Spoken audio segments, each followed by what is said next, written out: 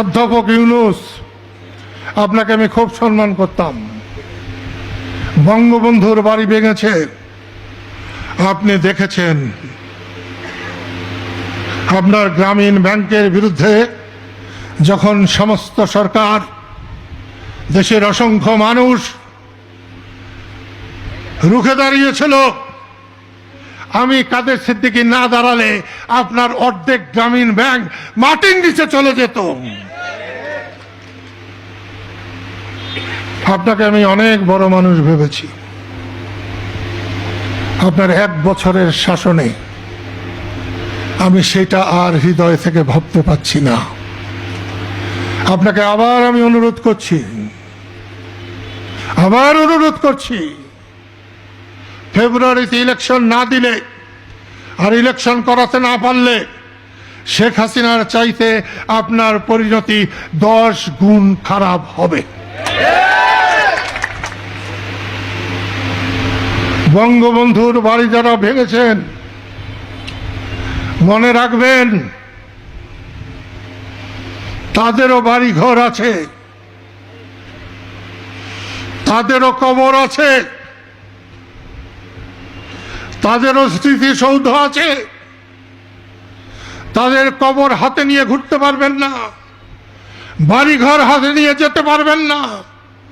তাই সীমা অতিক্রম করবেন না।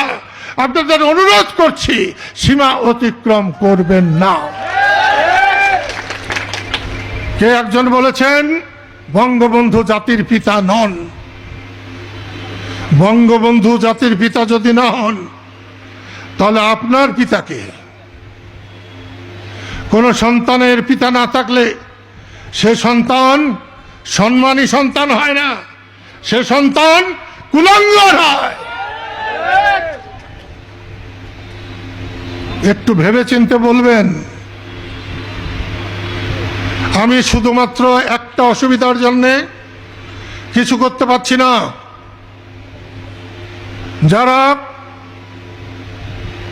বৈষম্য বিরোধী আন্দোলন করেছেন, শেখ হাসিনার পতন ঘটিয়েছেন, আমি তাদের অন্তরের অন্তঃস্থল থেকে আমি তাদের সমর্থন করি। কারণ শেখ হাসিনার পতন আল্লাহর তরফ থেকে হয়েছে, অন্যায়ের জন্য হয়েছে। আপনাদের মুরাদে শেখ হাসিনার পতন হয় নাই। জনগণ রাস্তায় নেমেছিল বলে শেখ হাসিনার পতন হয়েছে। কিন্তু শেখ হাসিনার বিরুদ্ধেও আপনারা যদি অন্যায় করতে যান, আমি কাদের সিদ্দিকী বেঁচে থাকতে তার বিরুদ্ধেও দাঁড়াবো। আইনানুগ তার বিচার করুন, তাকে শাস্তি দিন, মাথা পেতে নেব। আর শেখ মুজিব আর শেখ হাসিনাকে এক করে দেখবেন না। মুক্তিযুদ্ধ বাংলাদেশ আর শেখ হাসিনাকে এক করে দেখবেন না। যতদিন বাংলাদেশ থাকবে ততদিন জয় বাংলা থাকবে, ততদিন বঙ্গবন্ধু থাকবে। বঙ্গবন্ধু বাংলাদেশের পিতা থাকবে। শহীদ স্মৃতি উদ্যানে জয় বাংলা স্লোগান দেওয়ার কারণে কাকে কাকে গ্রেপ্তার করেছিলেন, এই মাত্রায় এইখানে দাঁড়িয়ে বলছি, আল্লাহ যদি আমাকে 2 বছর বাঁচিয়ে রাখে, যারা গ্রেপ্তার করেছে তাদেরকে গ্রেপ্তার করে 14 শিখের ভিতরে দিয়ে আমি আল্লাহকে সাক্ষী রাখলাম। অধ্যাপক ইউনূস, আপনাকে আমি খুব সম্মান করতাম। বঙ্গবন্ধুর বাড়ি ভেঙেছে, আপনি দেখেছেন। আপনার গ্রামীণ ব্যাংকের বিরুদ্ধে যখন সমস্ত সরকার, দেশের অসংখ্য মানুষ রুখে দাঁড়িয়েছিল, আমি কাদের সিদ্দিকী না দাঁড়ালে আপনার অর্ধেক গ্রামীণ ব্যাংক মাটির নিচে চলে যেত। আপনাকে আমি অনেক বড় মানুষ ভেবেছি। আপনার 1 বছরের শাসনে আমি সেটা আর হৃদয় থেকে ভাবতে পারছি না। আপনাকে আবার আমি অনুরোধ করছি, ফেব্রুয়ারিতে ইলেকশন না দিলে আর ইলেকশন করাতে না পারলে শেখ হাসিনার চাইতে আপনার পরিণতি 10 গুণ খারাপ হবে। মুক্তিযোদ্ধাদের গায়ে হাত দেওয়ার চেষ্টা করবেন না। মুক্তিযোদ্ধাদের গলায় যারা জুতার মালা দিয়েছেন, আমি সেই মুক্তিযোদ্ধাদের প্রত্যেকের গলায় ফুলের মালা পরিয়ে দেব ইনশাল্লাহ।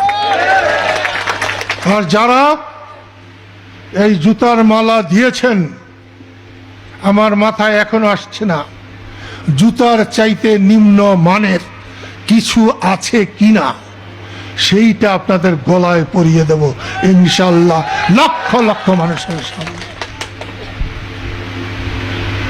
বাংলাদেশ নিয়ে মস্কারি করবেন না, বাংলাদেশের স্বাধীনতা নিয়ে মস্কারি করবেন না।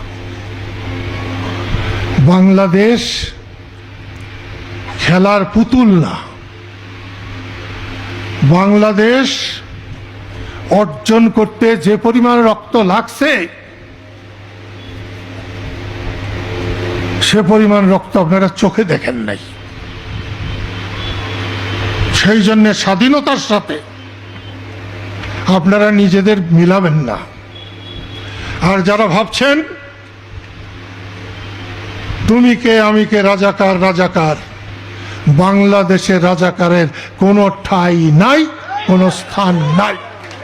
দুদিন আগে আর দুদিন পরে বাংলাদেশকে মেনে যারা বাংলাদেশে থাকবেন, বাংলাদেশের সব সুযোগ সুবিধা তারা পাবেন। আর বাংলাদেশকে যারা মানবেন না, তারা কিচ্ছুই পাবেন না। শেখ হাসিনাকে পাইছিলেন, সেই জন্য এত দূর গেছেন। সবাই শেখ হাসিনা না। আমাদের বাড়ি ঘরে যে কাজ করে ওরকম অনেক মানুষও আছে যারা শেখ হাসিনাকে পড়াতে পারবে, চালাতে পারবে। তাই বেশি লাভ হবেন না। আমি আমার কথা আর বাড়াতে চাই না। আমি আজ খুবই আনন্দিত, এরকম প্রকাশ্য সভায় আমি বড় ভাইকে নিয়ে কখনো অনেক বছর বসি নাই, দাঁড়াই নাই।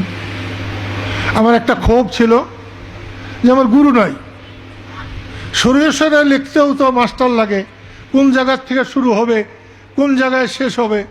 আমি কিন্তু ক লিখতেও কর শুরু কোথায় শেষ কোথায় আমি শুরু করতে জানি নাই।